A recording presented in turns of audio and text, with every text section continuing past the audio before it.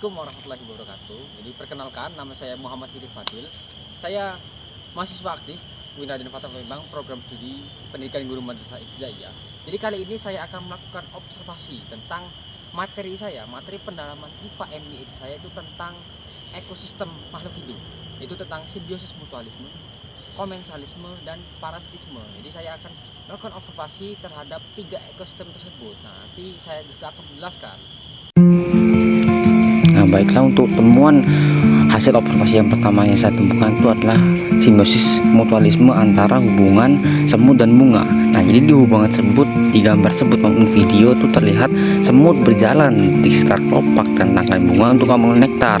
Nah, semut memperoleh sumber energi dari cairan manis tersebut. Nah, sedangkan dengan adanya semut tersebut itu membuat bunga itu terlindungi dari serangga yang biasa tuh masuk ke bagian kelopak dan merusak bagian putik dan benang sari. Nah, dengan demikian semut itu mendapatkan makanan dan bunga itu memperoleh perlindungan alami. Nah, yang kedua tuh di simbiosis mutualisme ada hubungan antara lebah dan bunga. Jadi prosesnya itu lebih kompleks. Lebah menghisap nektar menggunakan lidah panjangnya, lalu tanpa disadari membawa serbuk sari dari satu bunga ke bunga yang lain yang dikunjunginya. Nah, jadi proses pemindahan serbuk sari itu disebut penyerbukan silang yang membantu tanaman dalam reproduksi. Hubungan ini sangat penting karena tanpa peran lebah, banyak jenis tanaman tidak akan mampu berkembang biak dengan baik. Nah, juga ada hubungan antara kupu-kupu dan bunga, menunjukkan bentuk simbiosis mutualisme. Nah, dia itu hampir sama dengan lebah. Kupu-kupu hinggap di atas bunga, mengisap nektar sebagai sumber energi untuk terbang dan bertahan hidup. Nah, jadi ketika berpindah ke bunga lain, serbuk sari yang menempel pada kaki kupu-kupu itu ikut terbawa dan membantu penyerbukan.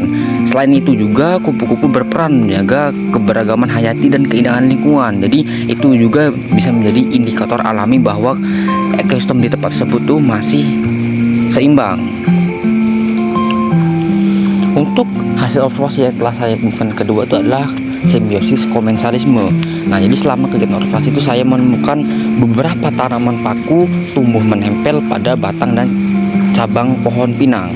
Nah, jadi tanaman paku tersebut itu tidak memiliki akar sejati yang menembus kulit pohon, melainkan hanya menempel pada permukaan batang untuk mendapatkan posisi yang lebih tinggi agar memperoleh cahaya matahari dan udara yang cukup.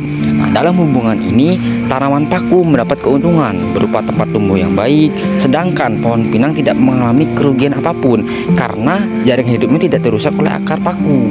Hubungan inilah yang menjadi ciri khas simbiosis komensalisme. Nah, yang kedua di simbiosis komensalisme yang saya temukan itu ada laba-laba membuat jaring di antara ranting tanaman dan bunga. Nah, jadi jaring tersebut berfungsi sebagai tempat tinggal sekaligus perangkap mangsa seperti serangga kecil yang lewat. Dalam hubungan ini, laba-laba mendapatkan keuntungan berupa tempat untuk membuat sarang dan mencari makanan. Sementara tanaman yang menjadi tempat jaring laba-laba tidak mengalami gangguan berarti. Tanaman tetap tumbuh normal dan tidak dirugikan secara fisik oleh keberadaan jaring tersebut. Jadi laba-laba diuntungkan sedangkan tanaman tersebut tidak ada yang dirugikan. Kemudian yang terakhir dalam masa observasi saya itu di simbiosis parasitisme. Nah, jadi terlihat saya itu melihat dan mengamati pada batang tanaman hanjuang terdapat tanaman merambat yang tumbuh melilit batangnya. Jadi tanaman merambat tersebut menggunakan batang hanjuang sebagai tempat melekat dan menjalar ke arah sumber cahaya matahari. Nah, meskipun tampak seolah hanya menempel, akar-akar kecil tanaman itu merambat menekan batang hanjuang tersebut dan menghambat pertumbuhan darinya. Akibatnya, proses penyerapan air dan nutrisi oleh hanjuang menjadi terganggu karena sebagian energi digunakan melawan tekanan dari tanaman yang menempel. Nah, tanaman merambat di sisi lain mendapatkan keuntungan berupa tempat yang kokoh dan strategis untuk mendapatkan sinar matahari. Nah, hubungan ini menunjukkan bahwa simbiosis parasitisme antar tumbuhan. Nah, yang kedua yang saya temukan, nah, jadi selama saya melakukan observasi di tempat saya melakukan observasi itu banyak sekali nyamuk. Nah, pengamatan ini nyamuk antara dan manusia.